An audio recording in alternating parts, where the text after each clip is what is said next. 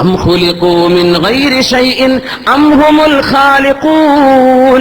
അവര് സ്വയം ഉണ്ടായതാണോ അതല്ല അവര് തന്നെയാണോ അവരെ പടച്ചത്? പറഞ്ഞു തരിൻ. ബലില്ലാഹു ഖലഖഹും. അല്ലാഹുവേ നീയാണ് പടച്ചത്.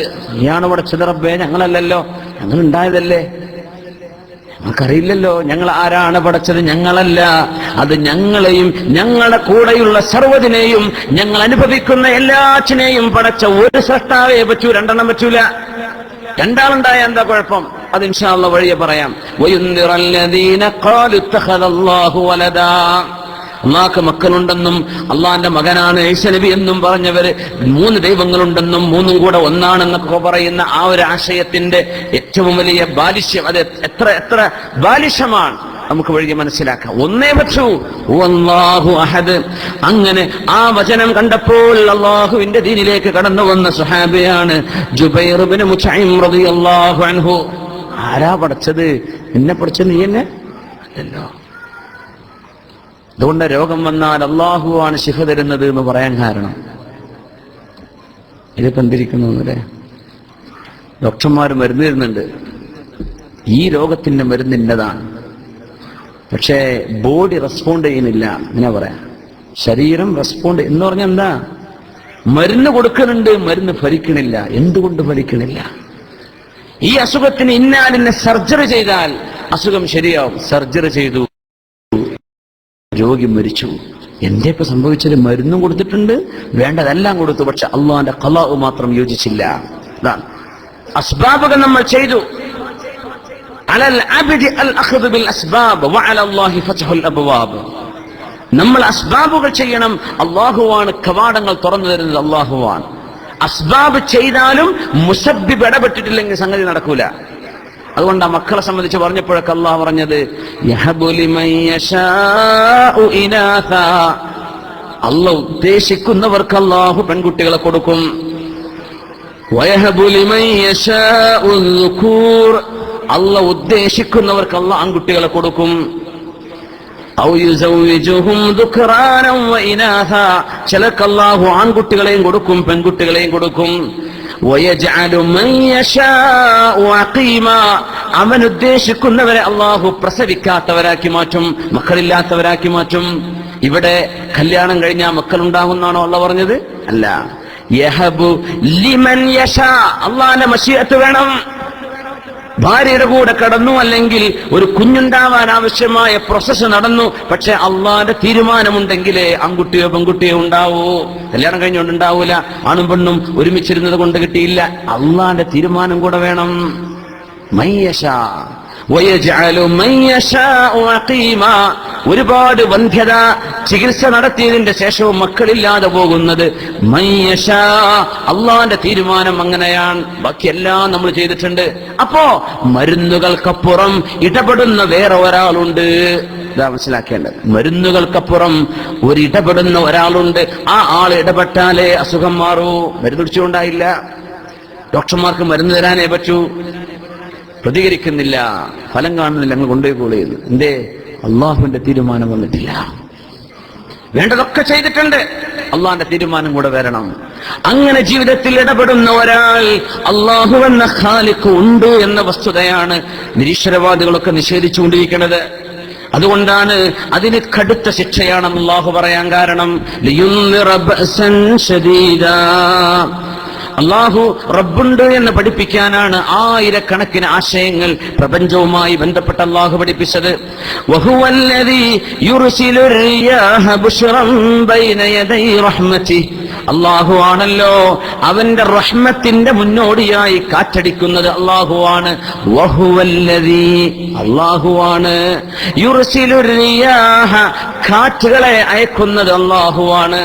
എന്ത് രസാണല്ലോ ഒരു കാറ്റത്ത് പോയിരിക്കാനൊക്കെ. നമ്മൾ എയർ കണ്ടീഷന്റെ ഉള്ളിലായതുകൊണ്ട് ഫാന്റെ കാറ്റല്ലാതെ അള്ളാഹുവിന്റെ ഭൂമിയിലെ കാറ്റ്. നാട്ടിലൊക്കെ മഴന്റെ മുമ്പ് ഒരു കാറ്റ് വരാൻ, നല്ല സുഖമുള്ള തണുപ്പുള്ളൊരു കാറ്റ്. ബൈന യദൈ റഹ്മതിഹി, അവന്റെ റഹ്മത്ത് എന്ന മഴ വരുന്നതിന്റെ മുമ്പ് ഒരു കാറ്റടിക്കുന്നത് അല്ലാഹുവാണ്. അല്ലാഹുവാണ് കാലാവസ്ഥ നിരീക്ഷണ കേന്ദ്രമാണ്. അവരെല്ലാ കാലാവസ്ഥയെ നിയന്ത്രിക്കുന്നത്. കാലാവസ്ഥയെ നിരീക്ഷിക്കാനേ പറ്റൂ. ഇങ്ങനെ കാണുന്നുണ്ട് ലക്ഷദ്വീപിലും അവിടെ ഇവിടെയൊക്കെ ന്യൂനമർദ്ദം, ഇത് കാണാനേ പറ്റൂ, നിരീക്ഷിക്കാൻ. ആരാണ് പ്രപഞ്ചത്തിന്റെ ടെമ്പറേച്ചറിന്റെ ഈ വേരിയേഷൻ കീപ്പ് ചെയ്യുന്നത്? ആരാണ്? സൂര്യന്റെ വെളിച്ചം ഭൂമിയിലേക്ക് വന്ന് സൂര്യപ്രകാശം കൊണ്ടാണ് കാറ്റുണ്ടാകുന്നത്, തണുപ്പുണ്ടാകുന്നത്, വെളിച്ചമുണ്ടാകുന്നത്, ഇരുട്ടുണ്ടാകുന്നത്, എല്ലാം സൂര്യനുമായി ബന്ധപ്പെട്ട്. സൂര്യനില്ലെങ്കിൽ എന്തുണ്ട്? കാലാവസ്ഥ മാറുമോ? മാറൂല. സൂര്യന്റെ കറക്കും ഭൂമിയുടെ കറ ഇതൊക്കെ വെറുതെ നടക്കുകയാണോ? അങ്ങനെയൊക്കെയാണെങ്കിൽ കുറച്ചാലം കഴിഞ്ഞാൽ പൊട്ടിപ്പൊളിഞ്ഞ് പോവില്ലേ? കോടിക്കണക്കിന് കൊല്ലങ്ങളായില്ലേ ഈ പ്രപഞ്ചം ഇങ്ങനെ മനോഹരമായിട്ട് പോകുന്നത്? എന്തേ? നിങ്ങൾ ജീവിക്കാൻ ചിന്തിച്ചോളൂ. നിങ്ങൾക്ക് ഭക്ഷണം വേണം, വെള്ളം വേണം, താമസം, ഇതൊക്കെ ഞാൻ തരാം. ബുദ്ധി ഞാൻ തന്നിട്ടുണ്ട്, ആലോചിച്ചോളൂ. 50 കൊല്ലം 60 കൊല്ലം കഴിഞ്ഞാൽ പോര്, അടുത്ത ടീം വരട്ടെ. ഇങ്ങനെ തലമുറകളായി ഈ ഭൂമിയിൽ അല്ലാഹു തആല കൊണ്ടുവരികയും കൊണ്ടുപോവുകയും ചെയ്യണം ഓരോരോ ബാച്ചുകളെ. ചിന്തിച്ചോളൂ, ആലോചിച്ചോളൂ. നിങ്ങൾക്ക് ജീവിക്കണം, ശ്വാസം വേണം, ഭക്ഷണം വേണം, വെള്ളം വേണം, ഇതൊക്കെ ഞാൻ ഏറ്റെടുത്തു, ഇതൊക്കെ ഞാൻ തരാം. അതിലുള്ള സൗകര്യങ്ങളൊക്കെ ഞാൻ തരാം. നിങ്ങൾ വരുന്നത് എന്തിനാണ്? നിങ്ങളുടെ സൃഷ്ടാവിനെ കണ്ടെത്തി ആ സൃഷ്ടാവിനെ സന്തോഷിപ്പിച്ച് അവനെ വഴിപ്പെട്ട് ജീവിക്കാൻ. അങ്ങനെ നിങ്ങൾക്കും നിങ്ങളുടെ കൂടെയുള്ളവർക്കും ഈ പ്രപഞ്ചത്തിനും സമാധാനമുണ്ടാവാൻ. ആ ഒരു തലത്തിലേക്ക് മനുഷ്യ ജീവിതത്തിന്റെ ലക്ഷ്യം, എന്തിന് ഞാൻ വന്നു എന്ന ചോദ്യത്തിന്റെ ഉത്തരം ഇസ്ലാമിലെ കാണും, യുക്തിവാദത്തെ കാണൂല. എന്തിന് എന്താണെന്നറിയില്ല. പോലീസ് പിടിക്കാത്ത കാര്യങ്ങളൊക്കെ ഞാൻ ചെയ്തോളാം, പോലീസ് പിടിക്കുകയാണെങ്കിൽ ഞാൻ ചെയ്യൂല, എത്രയോ ഉള്ളൂ എന്നല്ലാതെ ഒരു ഹലാലും ഹറാമും അവർക്ക് പറയാൻ കഴിയില്ല. അല്ലാഹുവാണ് കാറ്റയക്കുന്നത്. ഹത്താ ഇദാ അഖല്ലത് സഹാബൻ സിഖാല, കടുത്ത കട്ടിയുള്ള മേഘങ്ങളായി ഈ മേഘത്തെ അല്ലാഹു രൂപപ്പെടുത്തിയാൽ. ഫ്ലൈറ്റിലൊക്കെ യാത്ര ചെയ്യുന്നതുകൊണ്ട് നമുക്ക് നാട്ടിലൊക്കെ ഇറങ്ങാൻ നേരത്ത് കണ്ടില്ല, ഫോഗിന്റെ നമ്മുടെ ഏതിന്റെ മേഘത്തിന്റെ ഉള്ളിലേക്ക് വിടുമ്പോൾ ഒരു തരം ജർക്കിങ്ങും ഒരു പടക്കലൊക്കെ വരുന്നു. ഒന്നും ഉണ്ടായിട്ടില്ല. മേഘം ഇങ്ങനെ നോക്കുമ്പോ എന്തോ ലോകത്ത് വളരെ വളരെ ഭൂമിയിലേക്ക് താഴ്ന്ന സ്ഥലത്താണ് നിൽക്കുന്നത് അല്ലെ. ഫോഗ് പോലെ കിടക്കുകയാണ്. അതിന് ടൈമാകുമ്പോ വെള്ളത്തുള്ളിയായി ഭൂമിയിലേക്ക് വീഴ്ത്തണം. വാട്ടർ ടാങ്ക് ഒന്നും ഇല്ലല്ലോ ആകാശത്ത്, അതാണ് അത്ഭുതേ. എത്ര ഗാലൻ വെള്ളമാണ് സൂക്ഷിച്ചു വെച്ചിരിക്കുന്നത്. ഒരു വാട്ടർ ടാങ്കും ഇല്ലല്ലോ. ഇതാണ് അള്ളാഹുവിന്റെ ഖുദ്റത്ത്. വളരെ സറ്റിലാണ്, വളരെ സങ്കീർണമാണ് അള്ളാഹുവിന്റെ പണികൾ. എന്നാൽ വളരെ ഇതൊക്കെ നോർമലാണല്ലോ എന്ന് തോന്നും. മേഘമുണ്ട്. ഇതെന്താണ് സംഗതി? ഇതെങ്ങനെ അവിടെ നിൽക്കുന്നത്? അത് വെള്ളമായി ഇടക്കിടക്ക് വീഴാണെങ്കിൽ എന്ത് ചെയ്യാൻ പറ്റും? മഴ വരുന്നോ ഇല്ലയോ ചുറ്റുപാടുകൾ കൊണ്ട് അറിയാൻ പറ്റും. അപ്പൊ പിന്നെ കൊടയെടുത്ത് ഇറങ്ങാൻ പറ്റും. ഇത് വെയിലിന്റെ ഇടയിൽ തന്നെ മഴ പെയ്യാൻ എന്ത് ചെയ്യാൻ പറ്റും? മഴക്കാലാണോ അല്ലേ എന്നറിയില്ല. എപ്പോഴാണ് ഇതൊന്നും അപ്പൊ നമുക്ക് പ്ലാൻ ചെയ്ത് കാര്യം ചെയ്യാൻ പറ്റില്ല. അതിന് അല്ലാഹു കാലാവസ്ഥകളും സമയവും ഒക്കെ തന്നില്ലേ? ഇതൊക്കെ വെറുതെ നടക്കാൻ നിങ്ങൾ എങ്ങനെ പറയുന്നു? ഇതാണ് അല്ലാഹുവിന്റെ ചോദ്യം. حتى إذا أقلت سحابا ثقالا سقناه لبلد ميت. ആ മേഘം കത്തികൂടി വന്നാൽ സുഖ്ന, ആ വെള്ളം നമ്മൾ കുടിപ്പിക്കുന്നു. ലിബലദിൻ മയ്യിത്തിൻ, മരിച്ചുപോയ ഒരു നാടിന് നമ്മൾ കുടിപ്പിക്കും. അത് മയ്യിത്തിന് വെള്ളം കൊടുക്കുക എന്ന് പറഞ്ഞ പോലെ മരിച്ചുപോയ ഒരു നാടിനെ ജീവിപ്പിക്കാൻ, സസ്യലതാദികൾ മുളച്ചു വരാൻ വേണ്ടി നമ്മളതിനെ കുടിപ്പിക്കും. ഫഅൻസൽനാ ബിഹിൽ മാഅ, ആ മേഘത്തിൽ നിന്ന് നമ്മൾ മഴ ഇറക്കും. ഫഅഖ്റജ്നാ ബിഹി മിൻ കുല്ലി സമറാത്ത്, എല്ലാ പഴവർഗ്ഗങ്ങളും നാമാണ് മഴ കൊണ്ട് മുളപ്പിക്കുന്നത്. നിങ്ങൾ ആരെങ്കിലും കേട്ടിട്ടുണ്ടോ? എന്ത് ഈത്തപ്പനല്ലേ പാം ട്രീ, അതിന്റെ വളം പഞ്ചസാരയാണ്. അല്ലോ, പഞ്ചസാര കൊണ്ടുപോയിട്ടുണ്ടല്ലോ അതിന്റെ മുരട്ടില്, പച്ചവെള്ളല്ലേ കൊടുക്കണുള്ളൂ. എന്താ ഈത്തപ്പഴത്തിന്റെ മധുരം! ഇത് എവിടുന്ന് വന്നു? ആരായി പഞ്ചസാര കൊണ്ടുപോയി കൊടുത്തത്? ആരും കൊടുത്തിട്ടില്ല. ആ മരത്തിന്റെ ഉള്ളിൽ നിന്ന് എവിടുന്ന് ഇതുണ്ടായി? ഇത് ഞാനാണ് ചെയ്തത്. ഫഅഖ്റജ്നാ ബിഹി, വെള്ളം കൊടുത്തുകൊണ്ട് വൃക്ഷങ്ങളിൽ മിനസ്സമറാത്ത് മിൻ കുല്ലി സമറാത്ത്, പല ടേസ്റ്റുള്ള പഴങ്ങള്, പല നിറം, ഒരേ ടേസ്റ്റ് വ്യത്യസ്ത നിറം, വ്യത്യസ്ത ടേസ്റ്റുകൾ. പച്ച ആപ്പിളും റെഡ് ആപ്പിളും, എന്റെ രണ്ട് ടേസ്റ്റ്, രണ്ട് ആപ്പിൾ തന്നെയാണ്. കുറെ പച്ച നിന്നും എടുക്കുമ്പോൾ ഒരു ചുവപ്പ് ആയിക്കോട്ടെ, ചുവപ്പ് നിന്നും എടുക്കുമ്പോൾ ഒരു പച്ച ആയിക്കോട്ടെ, പലതരം ഓറഞ്ചുകൾ, പലതരം മുന്തിരികൾ, ഇതൊക്കെ ഏറ്റവും കൂടുതൽ അനുഭവിക്കാൻ കഴിയുന്ന ആളുകൾ ആ പ്രവാസികൾ. ഒന്ന് ലുലുക്കോ കാരിഫോർക്കോ ഒന്ന് കയറി ചെന്നാലേ ആ ഫ്രൂട്ട്സിന്റെ ഏരിയ കൂടെ നടക്കുമ്പോ സുബ്ഹാനല്ലാഹ്, ഇതൊക്കെ മണ്ണെന്ന്, ഒരേ മണ്ണ്, ഒന്നും ആരും ചെയ്തിട്ടില്ല, കുഴിച്ചിട്ടേ ഉള്ളൂ, കൈകൊണ്ട് എന്ന് വെച്ചു കൊടുക്കാതെ താനുണ്ടാകുന്നത് വേറെ. ബാക്കിയൊക്കെ ആരാ ഇതിന് ടേസ്റ്റ് കൊടുത്തു? ഓറഞ്ചിന് ചക്കന്റെ ടേസ്റ്റ് ആണെങ്കിൽ എന്താ അവസ്ഥ? അല്ലല്ലോ.